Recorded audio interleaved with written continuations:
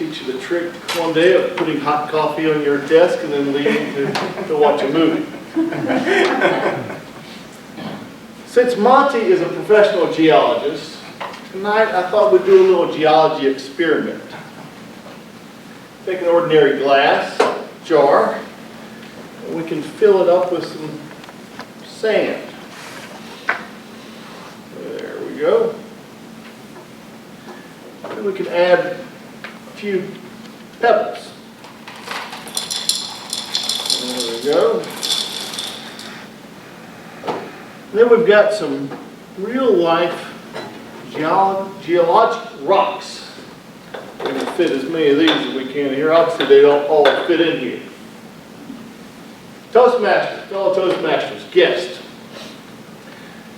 The volume of this jar is completely consumed with sand, pebbles, and rocks.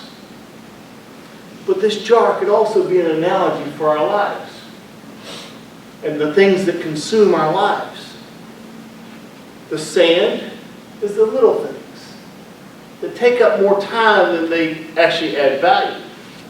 Things like the constant emails that you get, endless checking your phone for the social media status, all the material things that consume our lives.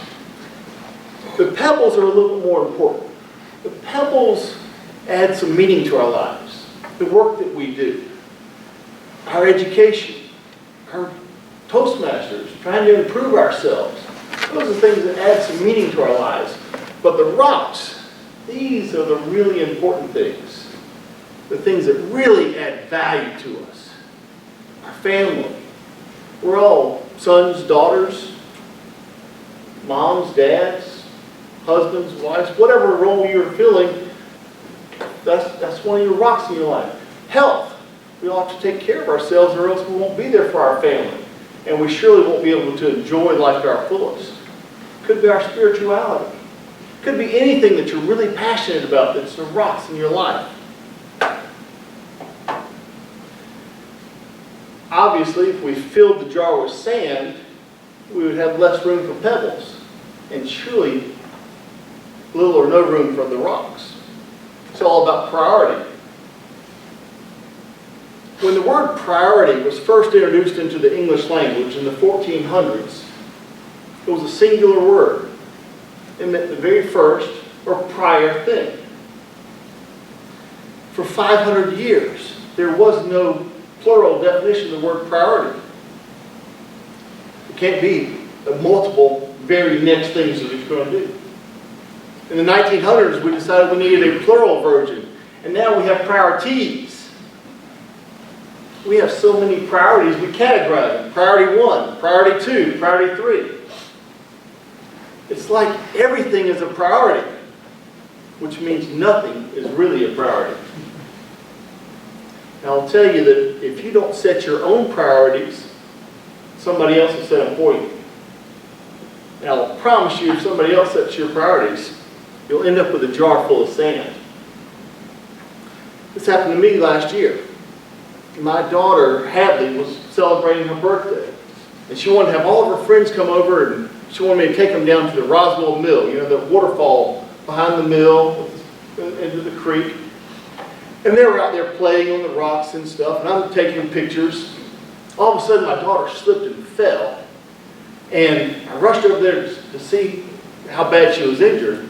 Have you seen that commercial with the Geico? It's like, oh, you've got a nasty moving in with your mom injury. Well, I went up there to, she's got a nasty, we're heading to the emergency clinic injury. So we went straight to the emergency clinic. I took all those girls to the emergency clinic, by the way.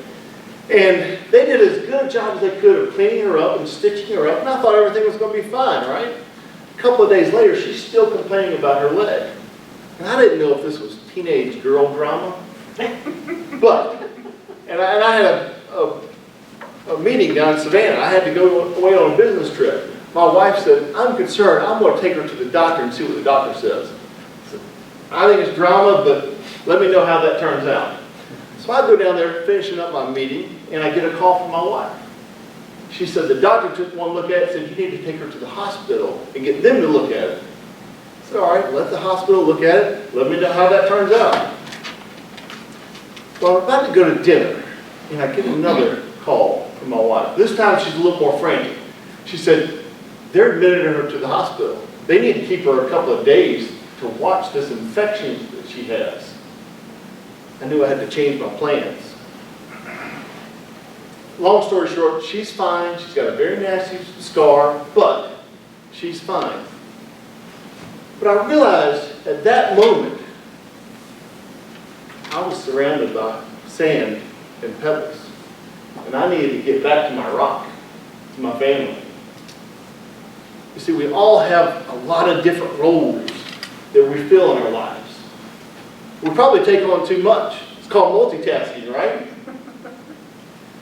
And with the technology these days, we're doing way more than we used to 10, 15 years ago. And it seems like our lives are moving faster than they ever have. And the scary part is our lives are moving faster than they ever have. But here's the even scarier part. Our lives are moving slower than they ever will again. So when you look at your jar of life, and you're trying to figure out how the things are going to consume your life, I want to suggest that you take the rocks first. Stick the rocks in there. Because those are the things that add value to your life. Then, you can take the pebbles and put the pebbles in here. Because those add meaning to your life. Then you can take the sand and put the sand in here. Because those are just distractions anyway. Once you have all those things in here, you can see it all fits with a little room to spare. Then you can take your emergency drink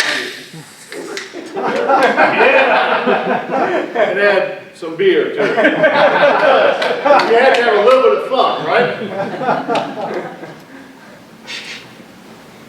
I'll be the first to admit that I don't always achieve this, and obviously I'll make a little bit of mess when I do. But if you're like me, sometimes you find yourself in this jar, consumed with sand and pebbles. But we should always be striving to get back to this jar with all of our priorities in order. Because life balance isn't about doing everything equal amounts of time. It's about doing the right things at the right time. Toastmaster.